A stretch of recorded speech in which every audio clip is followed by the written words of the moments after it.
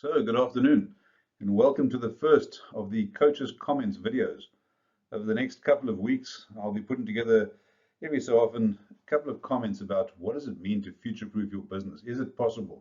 How do we go about it? What are the lessons we can learn from the past? And hopefully you'll enjoy it, and hopefully you'll share your comments with me. So, let's kick into it. My why, my reason for being, is very much about creating prosperous, thriving communities. That's why I set up my business, and that's what this is about. I want to share my thoughts. You guys can comment, and we can learn from each other.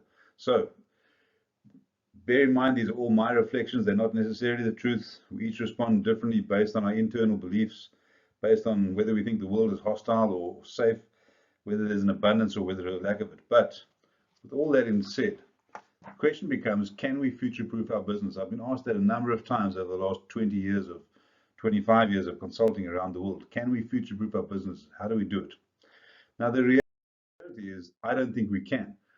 You don't future-proof a business because a business doesn't get stuck. People get stuck. And so if you want to future-proof your business, future-proof yourself, future-proof your team, future-proof your families, that's the way to future-proof long-term. The other point that's been made to me, and it's been made quite a lot over certainly the last 18 months as we've faced this COVID pandemic, is that we're all in the same boat. And to that, I only have one word: rubbish. We are absolutely not in the same boat. In New Zealand, although it may not seem so right now because we're in level 4 lockdown across the country, but in New Zealand, we are incredibly blessed. We live in paradise practically. At a breakfast I attended recently with Grant Robertson, he as much as said that he inherited a strong balance sheet. Now, he didn't bring himself to go so far as to say he inherited from the National Party. So he just said preceding governments gave New Zealand a strong balance sheet. So we had choices.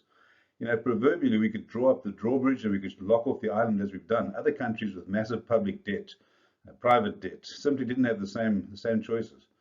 In exactly the same way in our businesses and in our individual lives, some people in some sectors have been able to do exactly that, draw up the drawbridge, but many others have been doing it very, very tough. And there's a key lesson in that. We're not all in the same boat. And so all of us as business leaders have to have one thing in top of our minds right now in this COVID situation: have compassion. Massively, massively important lesson. The second point, though, is that black swan events are going to keep happening. We might not know the impact, we might not know the focus, we might not know the scale, but they will happen. The one thing that is certainly very predictable is that they will happen.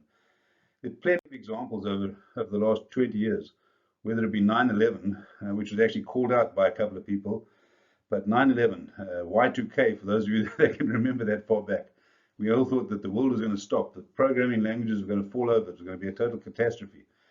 Whether it be the Twin Towers, whether it be the West Nile virus, because we've had plenty of viruses in the past. You can see on the slide, the SARS virus, the West Nile virus, the global financial crisis, Ebola, you know, ISIS, although I'm not going to comment on the situation in Afghanistan, which is tragic.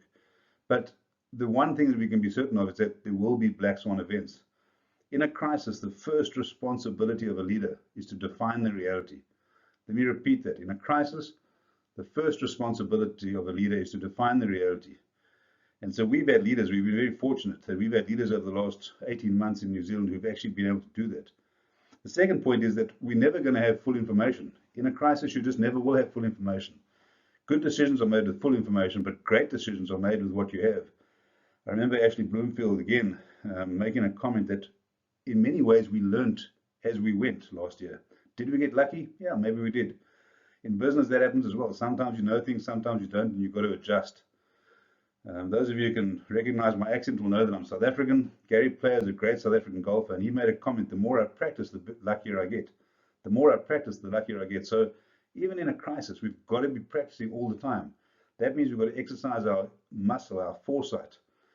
Things like scenario planning. Let's get in front of it. Let's ask the questions. What if? What happens if I do this? What happens if I do that? If my business is going over there and I have to lock down, what do I do? Some of my clients over the last 10 days have been fantastic. They've absolutely nailed it. They've switched immediately to online. They've got their staff doing extra work. They're using the time. They're using the 3 C's, basically catching up with the time, checking their cash flow, and they're communicating. Those are great things because they've asked themselves the question, what do we do if this happens? So, as I say, that applies whether it's business, whether it's government, whether it's our personal lives. Anyway, very short video. Hope you've benefited from it. shout in the comments section. Let me know what you like, what you know, what you want more of, what you want less of, and let's keep chatting.